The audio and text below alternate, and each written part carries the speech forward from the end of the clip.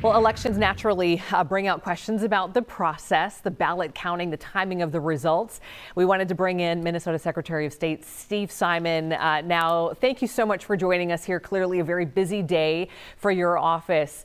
Any sense of voter turnout here on day of? Yeah, I have reached out now either in person or on the phone to over 20 different counties of our 87 counties, and I'm still going this afternoon. And what I'm hearing over and over and over again is, at least anecdotally, they're observing a lot of turnout despite the weather. I'm asking them about the soggy weather. It's soggy, it seems, in most of Minnesota today, and they say that doesn't matter, that they're seeing a lot of numbers. Including in pockets that you might not expect. They're saying, sure, you expect a morning rush and an evening rush, but not the middle of the afternoon. And they're seeing some of that as well. So at least the reports I'm getting, based on the folks on the ground in about 20 counties, is they're expecting really high turnout. The other couple of components here, of course, early voting, absentee voting. So what can you tell us Right. in those two spaces? Yeah, when it comes to early voting by absentee, we have more than doubled the mark that we set at the same point 8 years ago in 2016. Now, 4 years ago in 2020, that kind of blew up the averages. It was COVID, it was a pandemic, and people really, really flocked to voting from home in particular. So we're not as high as we were in 2020, but we're more than double what we were at the same point in 2016. So overall, it sounds like big turnout before the election, and at least the reports I'm getting are big turnout today as well. And can you explain to folks with the early voting how that process works when counting the ballots? Right. Well, we don't differentiate between an early ballot and one cast today. We don't in our office count the ballots, but our partners do in counties and cities and towns throughout Minnesota. So everything is mixed together. There's no separate count for, what candidate A got among the early voters and what candidate A got among the day of the election voters. They're all mixed in after the polls are closed tonight at 8 o'clock. So you can't differentiate. A vote is a vote is a vote. They're all counted equally, but that's how it works in terms of tabulating. Have you seen, and I think we have all seen, changes in voter habits, the how, the when over the years? Can you talk to us a little bit about that? Yeah, definitely. So in 2018, so 2 years before COVID, we had about 24% who voted early, either in person early or from home early. And then that shot way up to 58% during COVID, more than doubling, came back down to earth again to about 26%.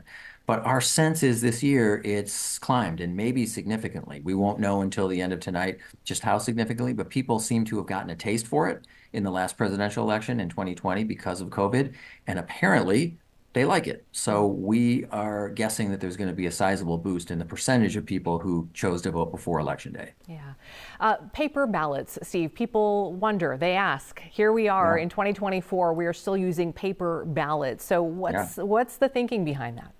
Oh, you got to go with paper. And most of the rest of the country is trying to get to paper. We've already been a paper state for a long time. That's because at the end of the day, that's your insurance policy.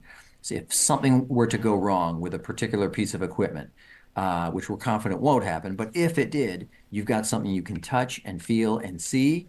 In case you're challenging a result at the end, we got to keep that stuff under lock and key for 2 years after every election. It's just, as I say, a great insurance policy and a great way to just ensure the integrity of the process. Have there been any glitches, anything any bumps in the road today that you know of so far? A few minor issues that were almost immediately corrected. Things like a machine not working, but they followed the protocol. They shut it down, they started it up again, and then it was working. Things like that. So there are sporadic issues around the state, but nothing that's, really particularly widespread. And then finally, I just want to give you an opportunity to speak to those who may not have gone yet to the polls. We want to remind people, as long as you are in line by 8 o'clock tonight, that your vote will be counted. But to those who are going and who may be concerned over issues of potential voter fraud or interference, what is your message to them tonight?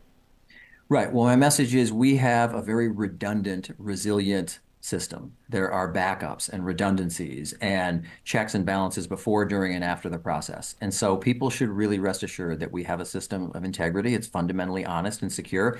And remember, the folks that are counting the votes, they're spread out over thousands of places across the state. That's by design. It's decentralized. It's your friends and neighbors that are doing the actual vote counting. And there's always a check after the election, both at the county level and then again at the state level.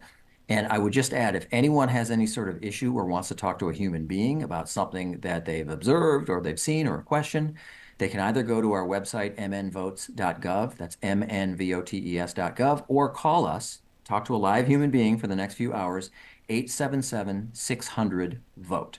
Okay. All right. Secretary of State Steve Simon for us here in Minnesota. We appreciate your time on this very busy day. Thank you. Thanks for having me. All right, coming up, we just talked about it. Voting habits have changed over the years. Maybe you've noticed it yourself or your family or friends. Political analyst David Schultz is back with Tim Walz, and they're going to dig into that coming up next. Stay with us.